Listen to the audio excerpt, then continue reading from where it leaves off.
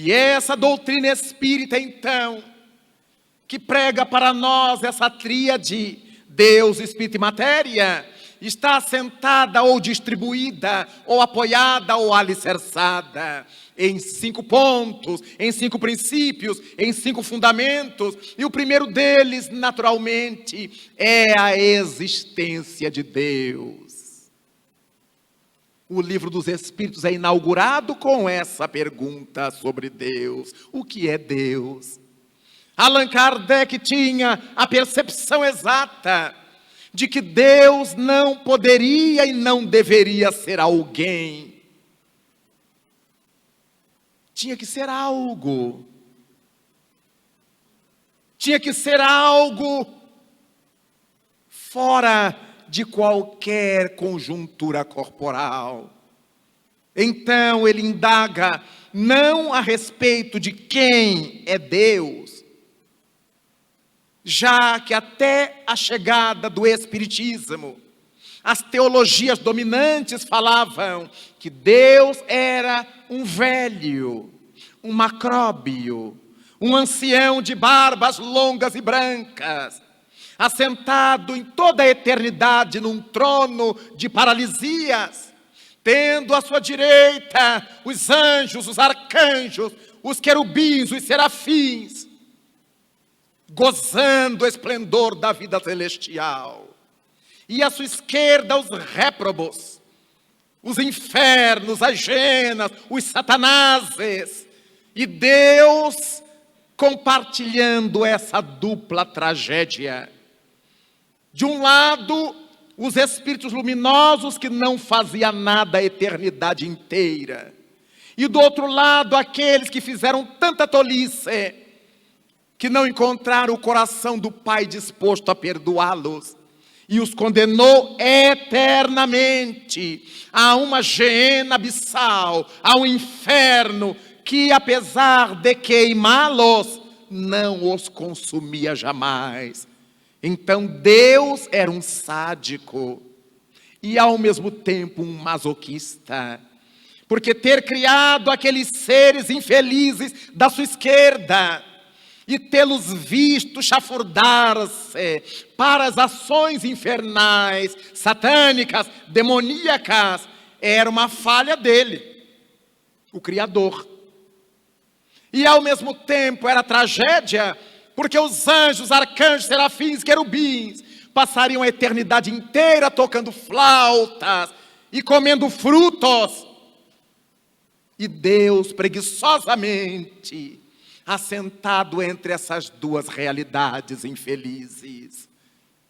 Era uma negação do que ensinara Jesus, quando nos disse: meu Pai trabalha sempre, eu trabalho também. A teologia dogmática, para agradar aos senhores feudais, para agradar aos nobres, passou a afirmar que trabalho era coisa para escravos, para a gente dominada, para a gentalha, para o rebotalho social.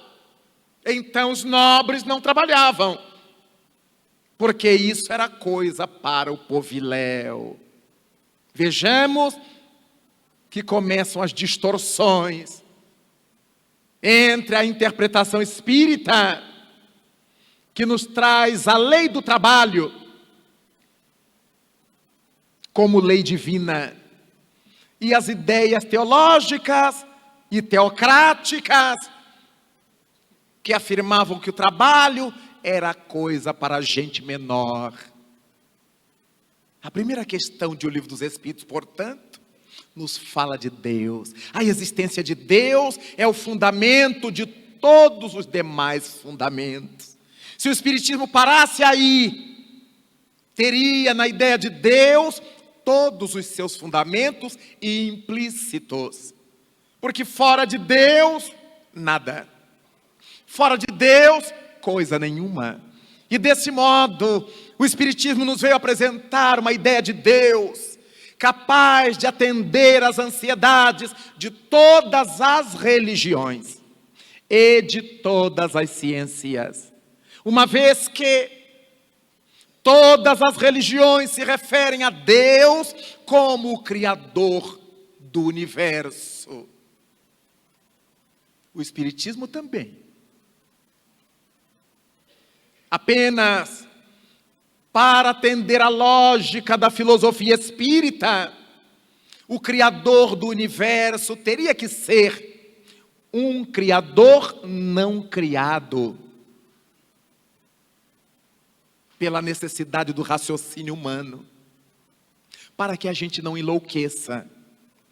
Se nós admitirmos, por exemplo, que Deus haja sido criado, o Criador de Deus é que será o verdadeiro Deus.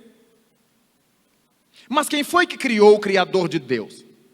O Criador do Criador de Deus é que será o verdadeiro Deus. Mas quem foi que criou o Criador do Criador do Criador? Esse será o verdadeiro Deus. Por mais longe que eu me afaste para tecer esse raciocínio, eu terei que parar num Criador que não tenha sido criado. Porque sempre que eu pergunto quem foi que criou o Criador, eu vou encontrar um Criador que será o Criador de todos. Então o Espiritismo parte dessa premissa para nos afirmar que Deus é o Criador não criado do universo.